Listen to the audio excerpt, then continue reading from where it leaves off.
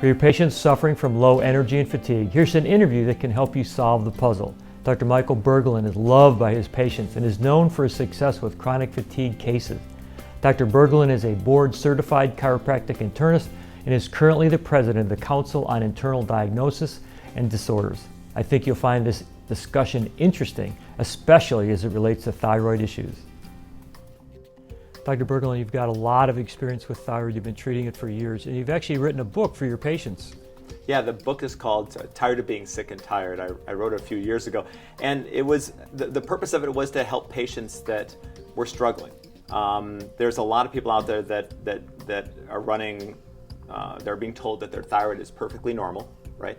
And that even though they have every thyroid symptom in the book, right? Yeah. And because the labs look fine. Sure. And that's what we've been taught. That's what we've been trained. That's how I was trained. Sure. But the book is meant to kind of help people walk through of what if my labs are fine, or what if everything seems okay, but and I'm even on thyroid medication. It seems okay, but I have a lot of symptoms still left that are hypothyroid symptoms.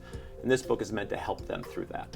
So just like we have insulin resistance, we can have thyroid resistance. That's correct. And so sometimes you need to adjust the dose based on how people feel. Right, and so that's what the book is trying to help people with is say, okay, well, you're starting off here.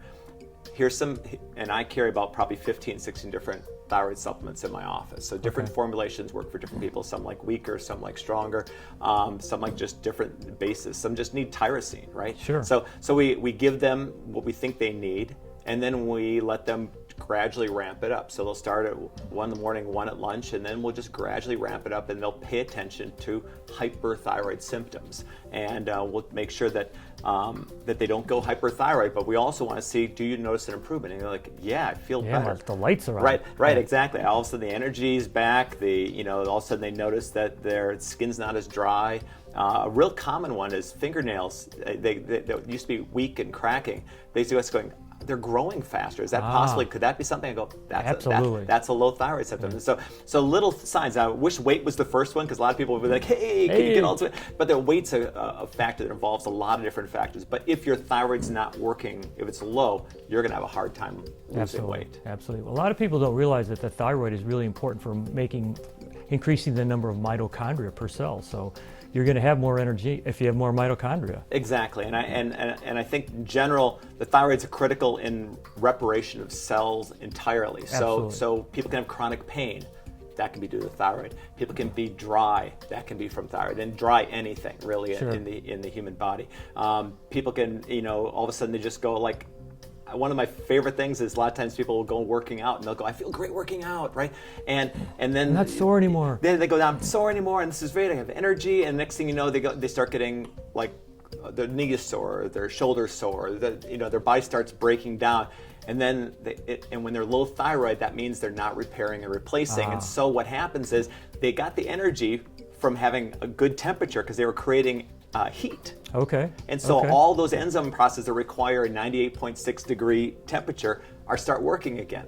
But as soon as they stop working out, right, then everything starts going back. But they couldn't keep doing it because their body was tearing down a bunch of tissue and wasn't replacing it or repairing it. So it's an interesting, once you get into this, you realize how far-reaching thyroid is and how critical it is for us functioning on a regular basis. Well, I know Broda Barnes, who's kind of the father of thyroid, never had, and I don't know if this is really true, but it's been written about him that he never lost a heart patient because people, when they were on the appropriate amount of thyroid. So it really does make a difference. So let me change gears. So the book will help walk through all the different factors and keep patients on track. Is there one specific thing that you might see on a regular basis that every time you see thyroid you think, well, it might be this too? Yeah, the thyroid is strongly linked with adrenals. Okay. And people the challenge is people can be hypoadrenal, low adrenal, and people can be hypercortical. So both things can contribute to the thyroid not working properly. So I just say keep an eye on it. They feed off one another. And I've been treating a lot of hyperthyroid also lately, and increased cortisol can inhibit the thyroid, but can also overstimulate the thyroid. So you see people with massive amounts of stress, all of a sudden their heart rate goes up, they're sweating, they're having problems sleeping, and you kind of go, I wonder if this is thyroid. And you just clinical trial, you just try and give some things that will help inhibit that thyroid hormone, how it functions in the body, and see, does that help the patient recover? And when it does, you kind of go, okay, that's what this is. And then we try and manage the stress levels using whatever we can and help them with their life like that. Well, the beauty of the book is it really gives patients an overview of what you're trying to do, and they see that it's a much bigger picture.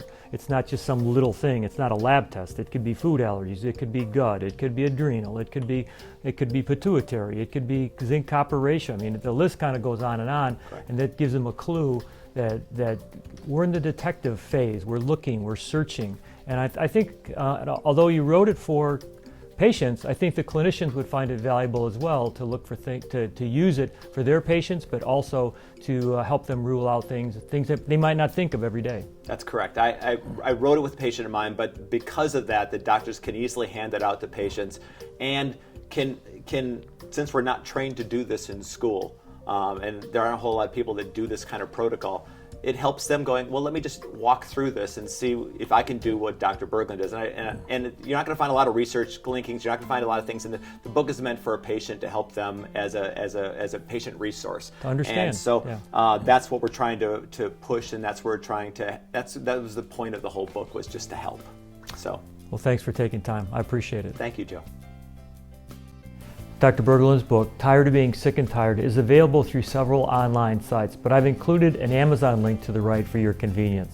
Also, there's a link to a previous Tuesday Minute relating to fatigue. Thanks for watching. I'll see you next Tuesday.